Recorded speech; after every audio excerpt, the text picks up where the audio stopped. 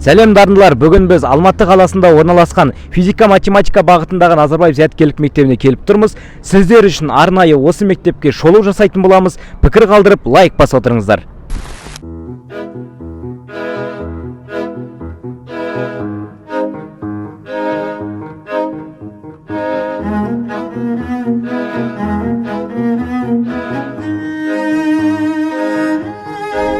Мектеп ауласында баскетбол, волейбол, футбол алаңдары орналасқан.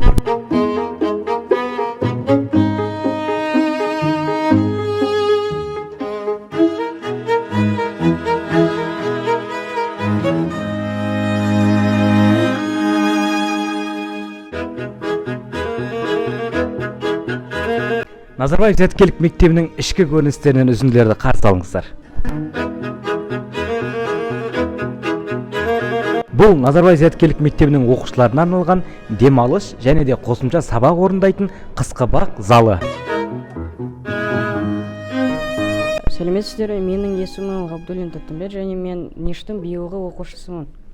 Маған Ниш өзінің әдемілігінен ұнайды және де оқушыларға берілген ақшаны дұрыс қолданылғанымен ұнайды. Маған Ништағы апайлардың сабақ бергенімен сабақтарының қызық болғандығы өте қатты ұнайды. Білімім бір жылдың ішінде бірнеше есе көбейді деп ойлаймын. Дарын онлайнмен дайындалып, Нишқа түсуге тілектеспін.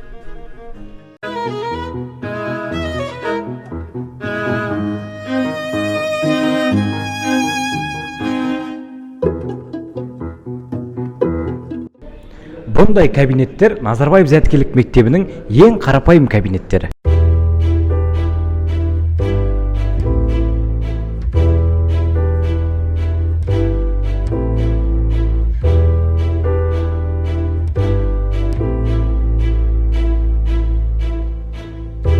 Саламатсыздар ма? Менің есімім Тастанбек Абзал. Мен Назарбаев зияткерлік мектептерінде физика пәнінен сабақ беремін.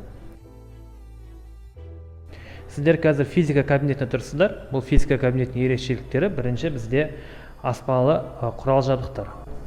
Алдыларыңызда көріп тұрған демонстрациялық тақталар, бұл жерде оқушылар тоқтарды қалай дұрыс жалғау керек екенін көрінеді. Яғни мына жерде линиялар арқылы тоқтардың параллель және тізбекте жалғағандарын көрсек болады. Келесі приборымыз бізде оптика саласына арналған. Бұл жерде оқушылар линзаның фокус аралығы және кескіндердің линзадан қандай қашықта болатынын эксперименттік түрде көре алады. Бізде электрофорная машина, яғни бұл электростатикалық өрістің таралуын сипаттайтын машиналардың бірі.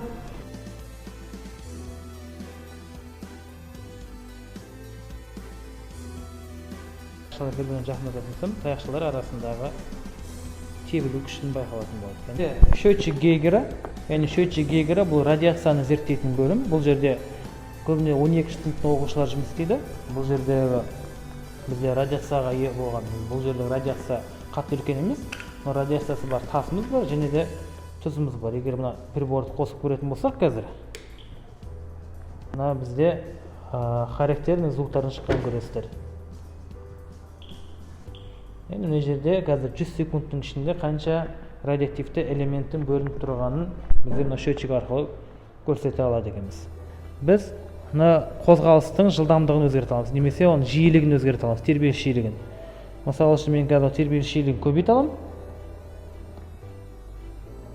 немесе тербеліс жиілігін азайтуға болады. Көбейткен кезде қазір мына жердегі таяқшалардың қандай жиілікпен қозғалады, немесе олардың амплитудалары қалай өзгереді, соны көре аламыз. Осы және де өзге де басқа құрылғылар біздің лабораториямызда, біздің кабинеттерімізде өте көп. Бұл тек қана бір бөлігі ғана демонстрацияның. Біздің мектепке оқуларыңыз келетін болса, біз сіздерді шақырамыз. 7-ші сыныптан бастап сіздерді қабылдауға дайынбыз.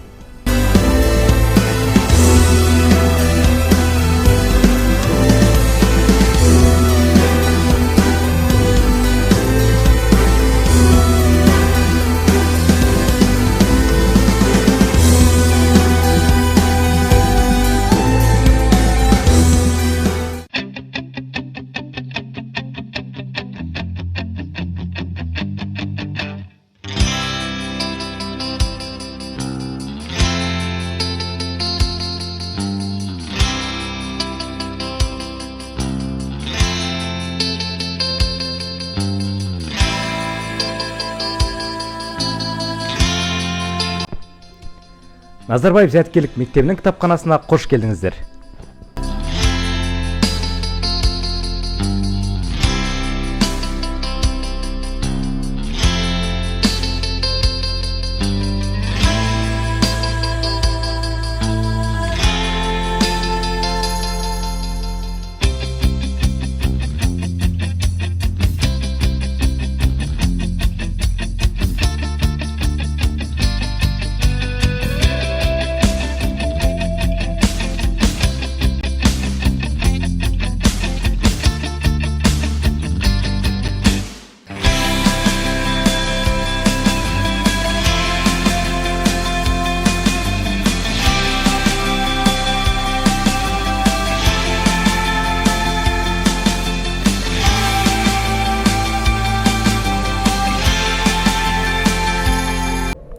Сіздер білесіздер ме? Бұл Назарбаев зияткерлік мектебінің жертөлесі. Бұнда робототехника клубы орналасқан. Бірге қарайық. Сәлеметсіздер ме? Қазір біз Назарбаев зияткерлік мектебінің техноториясындамыз. Демек, Engineering Lab клубы. Біз осы жерде робототехникамен және басқа да технологияларға байланысты салалармен айналысамыз. Мысалы программирование, робот құрастыру, дрондарды құрастыру және тағы басқалары. Біздің алдымызда тұрғаны ол ВРО. ВРО ол жыл сайын өтетін робототехника олимпиадасы. Класс менторымыз ол біздің мұғаліміміз Бекзат ағай. Ол бізге керек кезінде көмектеседі, ақыл айтады және технологияға байланысты бізге білім береді. Сәлем дағдындылар. Менің атым Барсағыз Досымбай және мен физика-математика бағытындағы Назарбаев зияткерлік мектебінің оқушысымын. Қазір біз зымыран ұшыруында тұрмыз. Яғни біздің Rock and Play зымыран құрастыру клубымыз осындай зымырандарды өз қолынан жасайды. Және де біздің мектебіміз, яғни физика-математика бағытындағы Назарбаев зияткерлік мектебіміз осы зымырандарды өз қолымыздан жасауға мүмкіндік береді. Таңғажайып әсерлерді сезу үшін біздің мектебімізге келіңіз.